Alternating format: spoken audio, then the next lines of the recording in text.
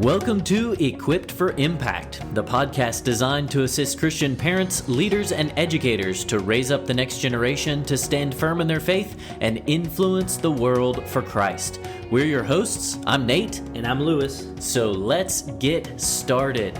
Today we have a special episode because this weekend, everybody, is Father's Day. That's right. We had a special Mother's Day episode for the weekend before Mother's Day. So now, dads, it is your day. Happy Father's Day to all the fathers listening. And so we're going to be talking about the important role the most important role that any man has ever had, and that is being a dad. We want to challenge and encourage every father listening to embrace this God-given calling to raise godly children in the broken world that we live in. So happy Father's Day, dads. This one's for you. Happy Father's Day, Lewis. Yeah, happy Father's Day, Nate. Well, thank you. And so I guess, where are we going to start today as we talk about Father's Day and dads? Well, I would say if you're listening to this and you're not a father, make sure you get your father a good Father's Day present. That's right. Blackstone grills are always really nice. Okay. Do you have a Blackstone grill? I do not have a Blackstone grill. Ooh, we got to talk to your wife and children. Okay. Because that would be a really good Put it on my Father's Day list. Every father should have a Blackstone grill. Blackstone. Mm-hmm. Okay. Yep. But seriously, we want to talk about God's design for fatherhood. And when we talk about it, we always want to start with the foundation, and the foundation is always the Word of God. That's right. Psalm 127, verses 3 through 5 says, "Behold, children are a heritage from the Lord." And then it concludes by saying, "Like arrows in the hand of a warrior are the children of one's youth." And so, dad, if you're a dad, if you have children, that's your calling, right? Yep. You are a warrior. And your children are not a burden; they are your legacy, right? Yeah. And I don't know that I always understood that. Like as a dad, I was guilty early on in probably my time as a dad, where I would talk about babysitting my kids, right? Because you don't babysit your own children. You don't babysit your own children, right? Because Brandy was the stay-at-home mom, and I was the one that worked outside of the home. And so when she would leave me with the girls, right, I was taking care of or babysitting my girls. No, I was just being a dad. Yeah. And when you look at this passage, right, the word heritage here, it means an inheritance. It means a reward. And so in other words, what this is saying is that God entrusts children to us as dads as a blessing. We are the stewards, right? It's stewardship. And I really like what Paul says in Ephesians 6:4, where he gives us marching orders, right? He says, "Fathers, dads, do not provoke your children to anger, but bring them up in the discipline and instruction of the Lord." And so God isn't outsourcing the role. What he's saying here is that he's putting the responsibility as dads squarely on our shoulders. Yeah, I love that psalm and like the word picture of like the arrows in the hands of a mighty man, like a warrior. And you just think of like this dad who's a soldier in a medieval army, and he's there on top of a hill, getting ready for battle, and he's got his quiver completely full. It even says that there in Psalm 127, blessed is the man whose quiver is full of them, and so you've got your quiver full of arrows and like you're ready to fight. And that's a really manly like description and depiction, which actually, we won't get into it today, but I mean, it runs counterculture, right? Like when you think about it, right? Like biblical manhood is normal, right? Like this idea of being a man, being macho, like those aren't necessarily bad things. Now, it can be, right, and our culture can take to an extreme, which we do that a lot. Yes, and our culture has co-opted that. But like, there's nothing wrong with this idea of the dad being the warrior, being the hero, right? Yeah, and then you just think of like, there's so many like word pictures you can pull out of that. The whole idea of you've got to straighten the arrow, you've got to stabilize it with the feathers, and like the comparison to discipleship with your children. Straighten them out, in some ways, and then giving them that stability. But then ultimately the pulling back and releasing like an arrow. Oh, that's a really good and one. It's got to go a long way off. Yeah. It's not going to stay close to home. Yeah. and it's going to do some damage once it goes down range, but it won't do that if you don't let them go. There's so many word pictures there. Yeah. I love that. And then even that Ephesians 6, that you brought up, fathers, provoke not your children to wrath. You bring them up. You don't let the church bring them up. You don't let the school bring them up. It's you as a dad bring them up in the discipline and instruction of the Lord. Which I guess an important thing on Father's Day, when it says provoke not your children to wrath, I'm just quoting it in King James because that's how I memorized it. Does telling dad jokes count as provoking them to wrath?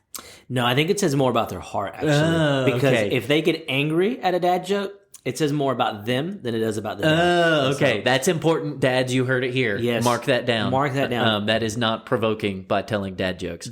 And children, if you're listening to this with your dad and you get mad or you roll your eyes at your dad when they tell a dad joke, God's watching. That's right. That's right.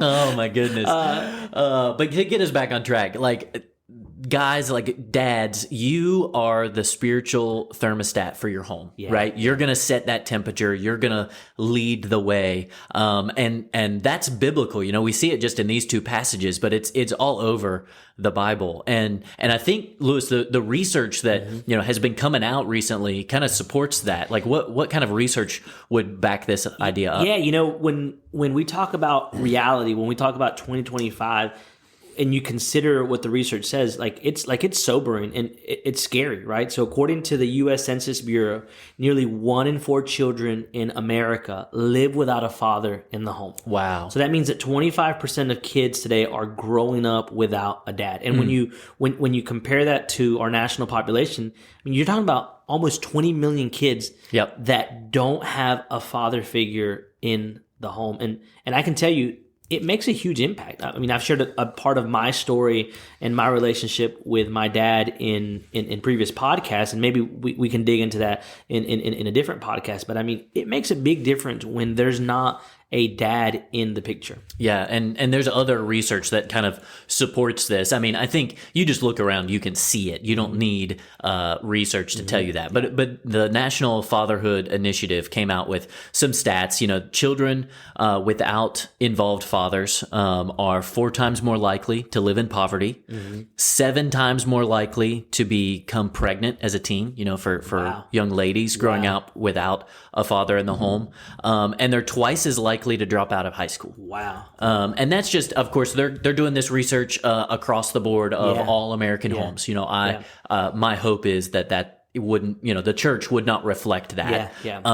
But sometimes, the church, because we're all sinners, whether we're in the church or out of the church, we still see these effects from the families that don't have fathers. And Nate, I think it's important to note here that the National Fatherhood that the National Fatherhood Initiative, it's not a faith-based organization. No, it's not. And so they're not even doing this research because they think of the biblical importance. They're doing it because from a secular perspective, even they recognize that there's a void in the role. And so the stats that they're sharing are coming not from a heart of a Christian organization, but just of a heart of caring about the role of dads. And so we could probably even get into the topic of the difference between a Christian dad versus a non-Christian dad, right? And the impact that has. Because here's what we do know, right? Is we know that studies have been conducted over and over that show that if a child's father is the first in the family to become a Christian, that there's a 93% chance that the whole family will follow. Yeah, you get the dad, you'll get the whole family. That's right.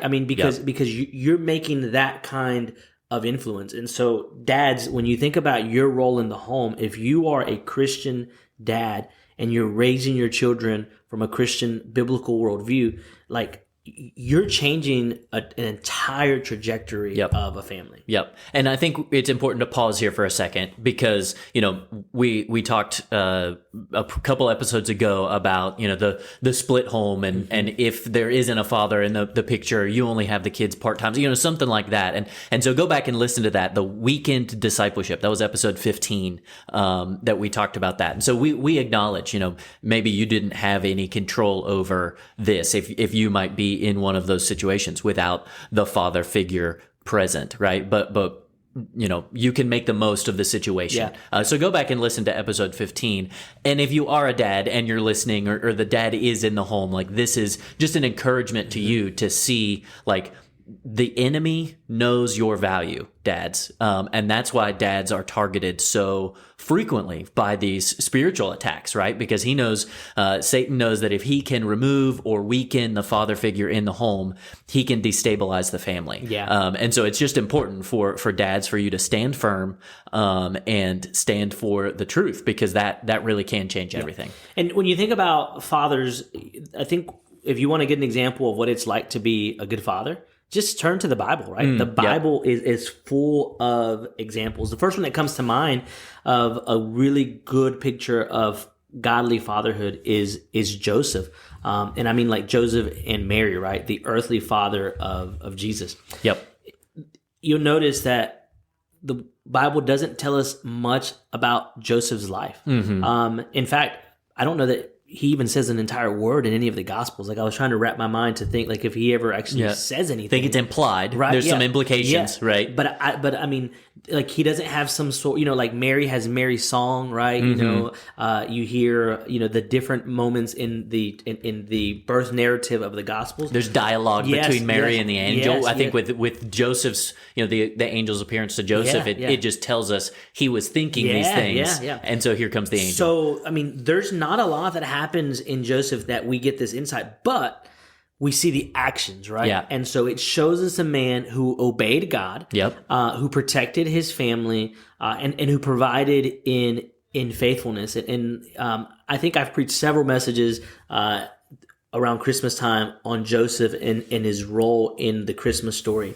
And it's powerful. Like, dads, I would encourage you, go and read the gospel narratives of Jesus's birth that have Joseph's story in there. And I mean, you'll see a picture of a father that obeyed God, that protected his family, and that provided in faithfulness. Yeah. And then, I mean, Old Testament examples, you think of, like, the patriarchs. You've got Abraham, who was very flawed. Like, you read through the book of Genesis. If you think your family's messed up, like, read through the book of Genesis. Like, the the patriarchs were a messed up family. But at the end of the day, you've got Abraham, who believed God and it was counted to him as righteousness. He was willing to obey God no matter what. He followed God's call. He passed down the faith to Isaac and Jacob. And it really is just, a precursor of what we see Moses write out in Deuteronomy 6. He tells the fathers specifically, to teach their children. And that's our verse we keep coming back to, every day when you sit down, when you rise up, when you walk, when you, all of these times, it's the everyday discipleship that we see. And that's how the faith got passed down. We can even move out of the Bible into history. I think we did that with our Mother's Day episode. And so you can think of, like, John Wesley, who is actually the husband of who we talked about in the Mother's Day episode. That's exactly right. We should do a pop quiz to see if somebody can remember who that was. Email us at podcast@wayneChristian.org. Right. But so John Wesley, John and Charles, John said of his father, Samuel, "I learned more about the character of God from watching my father than from any sermon he ever preached." Wow. And so you think about that, like, your life is your loudest sermon. Wow. It's again, we see that, more is caught than taught. And so just being that example every day for your kids can really make a big difference in their lives. I've shared before that I had been a pastor for years, right? And it wasn't until I had to step out of the role, God called me to pause my pastoral ministry in a church, that I really saw the importance of making quiet times and discipling and devotion a priority as a dad. And sometimes I wonder if God if God used that moment, like, hey, like, you're doing a great job pastoring, but right now I need you to pastor your children. And so dad, you may not be a pastor, right? So you may be listening to this and thinking, like, hold on, Nate and Lewis, you guys have been pastors. You guys are ordained, you work in education. I can't compare to you. Well, you can, because there's nothing special about No, us, there's right? not at all. If we pulled back the curtain on our life, there's things in our lives as dads and husbands that we're not proud of, right? But know that you are making a big impact in the life of your children. That's exactly right. So let's get practical. Like, how do we actually do this in real life? I think we can give you a couple of ideas. And again, if you've been listening for the last 16 episodes, this is episode 17. So the last 16 episodes, we get practical. You've heard these things before. Maybe not on last week's episode about teen slang. Oh, that's a good one. That was a good one. If you missed that one, go check that one out. It always gets hard for me because like we record these, right? Yeah. And then we release them. And so then when I go back and I'm like, which one did we do last week? But yes, the teen slang one. That's actually a great one to do before Father's Day. And in fact, when I was talking to some people right after we finished, they were like, "Oh, well, what did you do?" And they named some slang, and I was like, "Oh, we forgot them." So anyway, we might have to do a part two of that at some point of the teen slang, because by the time we get to it, things will have changed. Yes. But okay, back to fathers. So some practical things you can do. So number one, just lead spiritually. Like we said, you are that thermostat. So if the dad is the one reading the Bible with your kids, praying with them, showing them faith in action, you're going to be that example and taking the lead. Like, moms are wonderful. Moms are necessary. But if the dad really takes the lead as the leader in the home, like God designed the family to operate, then your kids really will catch that, and they'll see that your faith is important to you, and so it's going to be important to them. Yeah. And, connecting back to a couple of episodes ago when we talked about the split homes, right? Yeah. Dad, you may be listening to this and you may be from a split home. And so connect the two, right? So maybe you can't lead in your home every day because your children aren't living with you, but make time to prioritize it, whether it's a phone call, whether it's a text message, finding a way to do that. And that goes to number 2, right? Just be present. Yeah, just be there. Show up. Quality time is great, but quantity time matters too, right? Yep. And sometimes you may not be able to devote quality 90 minutes or an entire day because of just the nature of your job. Yep. Maybe because you're in a split home, maybe just because of the busyness of the season, right? You can do more than you think you can, though. Yes. So put the phone away. Yes. Just put the phone away. Oh, that's so true. Unless you're listening to this podcast. Yes. And then sidetrack. But just be there. Yeah, just show up. Just be there. Have you ever seen any of those videos of like the kids at like their plays or programs, and like they're walking on the stage onto the risers or whatever, and they're like searching the audience for their parents, and like their face lights up, like cutest videos ever. Yeah. And that just, it's just a little snippet of a picture for what it means to show up. Yep. Like that means a whole lot to your kids. Here's a simple way to do it. We've talked about being a sports family, right? So Nate, we're big into sports. I love football. I love coaching football, and I coached football for several years. Cheap plug, won a state championship. We're in your office, and the state championship ring is right up in the corner. And so it's a proud moment, but I had to step away from that because I have daughters, and my daughters don't play football. And so I had to go and learn how to coach soccer. I've never played soccer in my life. Well, I'll take that back. I played it when I was like a little boy, but nothing serious, right? And so like YouTube taught me how to coach soccer. And then I have another daughter that plays basketball and softball. So guess what I've had to learn? Basketball and softball. And basketball, right? And so dads, just be present. And it might mean, depending on the stage of your kid's life, if your kid is into sports, maybe you're the coach. Maybe you sign up to be the coach of your child's youth sports team. Maybe you sign up to be an assistant coach.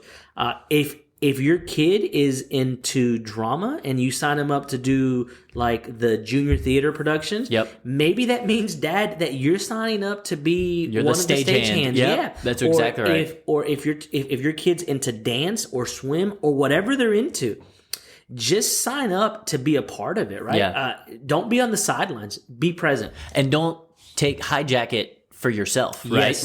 Like some of these we see, and we had a whole episode about the busyness, and sometimes, especially with youth sports, but really all of these things can go that direction of like the parents turn it into being about them. Yes. And it's like they're trying to live vicariously. It's like, it's not about the scholarship your kid might get. It's not about winning. It's just get out there and, have fun and be social and enjoy time together. And that's just a vehicle for you to do that. It doesn't have to have like the time itself can be the end, not some future goal. Absolutely. I've never met a man who says, I regret the amount of time I spent with my kid. Yep. That's exactly right. So just kind of some other things to wrap us up here with practical ideas. I mean, think about the way you speak to your children, right? And how you can encourage them and build them up. Proverbs 18:21 says, life and death are in the power of the tongue, right? So when you affirm your children, even when you're correcting them, you can do that in a way that is building up, that's edifying. It doesn't tear them down. So the way you speak, like dads, we tend to have a harshness about us, which is, I think, is the way God designed us, right? Of the two, the man and the woman, the mom and the dad. The dads are going to be a little bit more gruff, typically. And so you've got to watch out for that. But if you're doing that in a way that builds up your child and affirms them, that can go a long way. So watch the way you speak to your children. And I think the next one flows right out of that, right? Model integrity.